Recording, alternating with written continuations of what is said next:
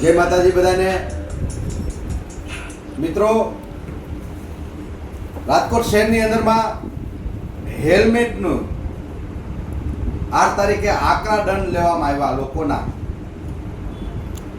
મારે કહેવું એ છે કે આપણે ચૂંટાઈ ગયેલા પ્રતિનિધિઓ જે રાજકોટ શહેરમાંથી 18 વોર્ડના 72 કોર્પોરેટરો, 4 ધારાસભ્યો અને 1 સંસદ સભ્ય, આ લોકો પ્રજાની સાથે કેમ ન રહ્યા? એક પણ કોર્પોરેટરે વિરોધમાં પબ્લિકની સાથે કેમ ન રહ્યા?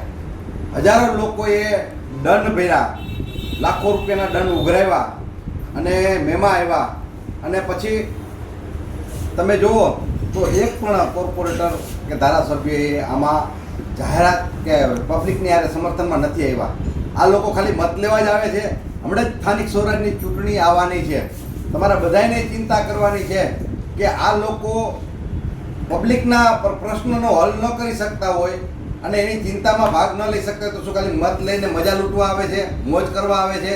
સ્થાનિક સ્વરાજની ચૂંટણી આવે છે એટલે ખાસ કરીને ચિંતા કરજો કે તમારા હેલ્મેટનું કારણ ચૂંટણી વહી જાય છે, પાછું હેલ્મેટ આવવાના છે.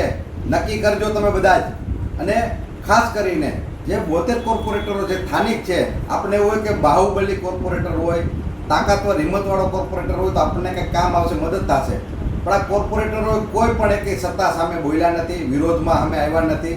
કેવલ લોકોના મત લઈ અને કેમ લોકો હેરાન થાય એ ચિંતામાં રહ્યા છે. તમને વાત કહું, અત્યાર સુધીમાં એક પણ કોર્પોરેટરના દીકરાએ મેમો હાજર દંડ નથી ભર્યો, કારણ કે એને તેનો બાપ કોર્પોરેટર છે, તો ભલામણ કરીને છૂટી જવાનો છે. ધારાસભ્યના દીકરાએ કોઈ મેમો ભર્યો એવું મને દેખાડો. ભાઈ રોયકા પોલીસવાળાએ એને એક મેમો અહીંયા પાડ્યો, એ તરત એના બાપને ફોન કરશે. એના બાપા કહે કે ધારાસભ્યનો મારો દીકરો છે, તો એ જાય છે ભલામણમાં. આ માણસો શું કરશે? હેરાન થશે. આ કાયદાના વિરોધમાં જો આપણા કામમાં આપણા કોર્પોરેટર ચૂંટેલા કે આપણા પ્રતિનિધિ કોઈ પણ ચૂંટેલો અધિકાર માણસ છે ચૂંટાઈ ગયેલા, એ ન આવતા હોય આપણા મદદમાં, તો આવાને મત ન દેવા જોઈએ. 5 વર્ષ પછી આપણે 3 મહિનામાં ચૂંટણી આવવાની છે.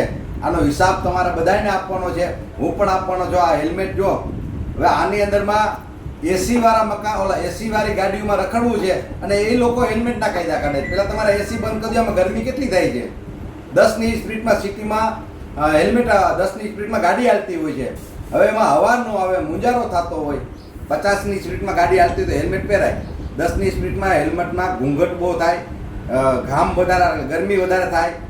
આ ઘણા બધા પ્રશ્નો છે. તો ખાલી મત લેવા માટે આવે તો ચિંતા કરજો. તમારા કોર્પોરેટરને પૂછજો, હાલમાં પાછા રિપીટ થતા હોય એને, કે ભાઈ અમને હેલ્મેટનો કાયદો આવ્યો તો તમે ક્યાં અમારી સાથે ઊભા રહ્યા છો? આટલું જ કહેવાનું મારું છે. હેલ્મેટ આજે નહીં, સિટીમાં કાલે નહીં. બધાને જય માતાજી, જય જય ગરવી ગુજરાત.